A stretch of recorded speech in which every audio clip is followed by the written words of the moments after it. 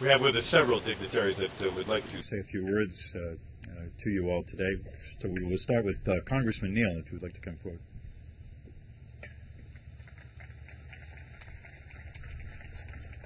Your Excellencies, Bishop McManus and Bishop Riley and Reverend Clergy, and to the Hibernians, a special word of thank you. 3 years ago, you gave me your national award in Boston. Like many of you, my grandparents were immigrants, and I've been to the Dingle Peninsula many times where my mother's family came from and where my grandmother immigrated from Banbridge in County Down. I want to thank the Hibernians, and I want to thank Bishop McManus this morning. I thought that the homily that he offered was right on target. There really was not a welcoming committee when the Irish stepped off the boat. But try today to imagine America without the Irish. It's impossible. But it was the work of cheap labor, and we cannot turn our backs on the whole notion of immigration today as well.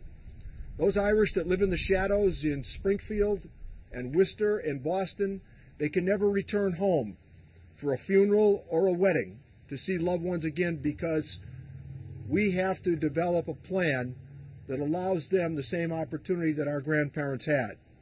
In addition, I hope that by commemorating today the work on cheap labor, and that's really what it was, and remember, it was the Irish in America who invented unionism.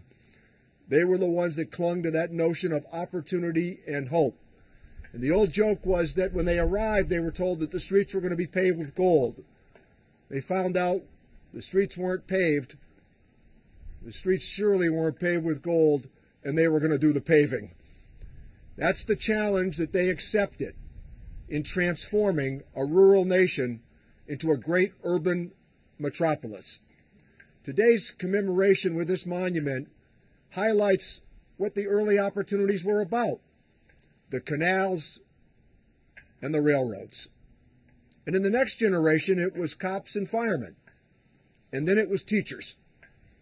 Always, though, the church, faith, and yes, nobody subscribed to the notion of politics in those generations the way the Irish did. It gave them their opportunity.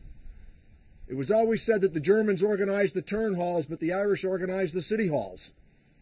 And that's where chance and opportunity came, so that in the next generation, it was doctors and lawyers and corporate executives. And yes, in 1960, a president of the United States.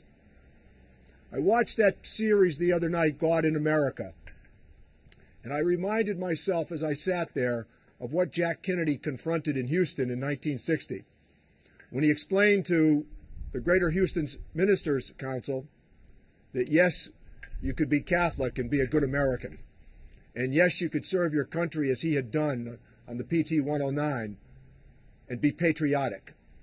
And he convinced enough people in 1960 so that the last sign that said no Irish need apply was taken down, and that was the one that had been hung over the White House. So ours is the story of opportunity because opportunity beckoned. But ours is always the story of hope. And remember, it was Agatamor, the great hunger, that changed the face of this nation forever. Millions and millions of Irish left. And I'm going to close on this note because there isn't any member of Congress who has been more involved in that peace process in the north of Ireland than I've been for the last 30 years. And it worked. The border is gone. The policing has been changed. And 30,000 British soldiers in an area the size of the state of Connecticut have gone. There are free elections today. And the British are trying to figure out how peaceful unification can take place. That was the dream that many of us had when it was suggested that that could never happen. Well, you've given me a chance to participate in all of these it'll never happen moments.